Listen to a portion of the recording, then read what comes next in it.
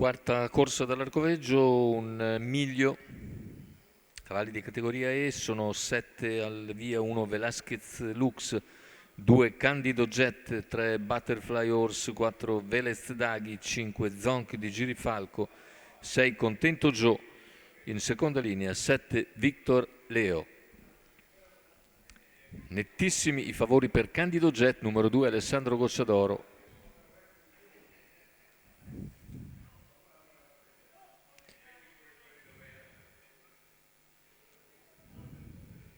Macchina che stacca in questo momento.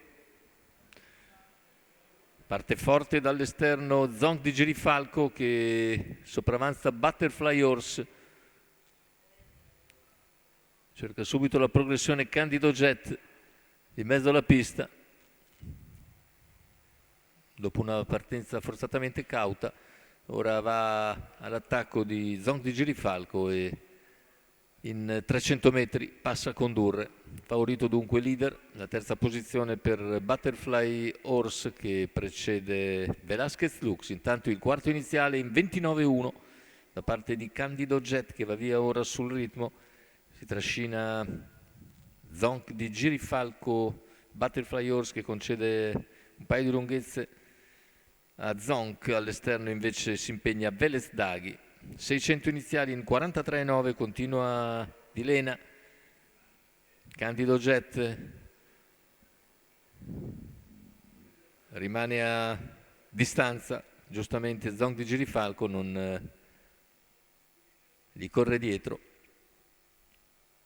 E così se ne vanno i primi 800 metri in 58,3 e il chilometro scorre via in 1,13,5. Sempre Zonk in seconda posizione, Velez Daghi per corsie esterne, compito non semplice.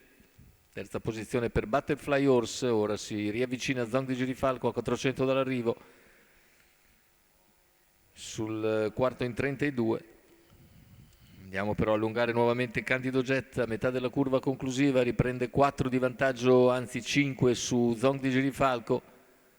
Terza posizione per Butterfly Horse, siamo in arrivo con Candido Jet che controlla agevolmente la situazione, vince fuori categoria. Candido Jet mette la lotta per il secondo posto, vede emergere a centropiste rientrante Velasquez Lux che sul traguardo emerge davanti a Butterfly Horse. 1,58,2, 1,13,6 ragguaglio conclusivo con 29,7 a chiudere. Candido Jet da un capo all'altro praticamente ha sfilato in 300 metri. L'allievo di Alessandro Gocciadoro vince davvero facile, fuori categoria. Alessandro Gocciadoro in salchi e al training per il signor Gianluca Morghese. Rivediamo le battute conclusive. Bel primo piano per Candido Jet, il secondo è per Velasquez Lux che ben rientra, al terzo è Butterfly Horse.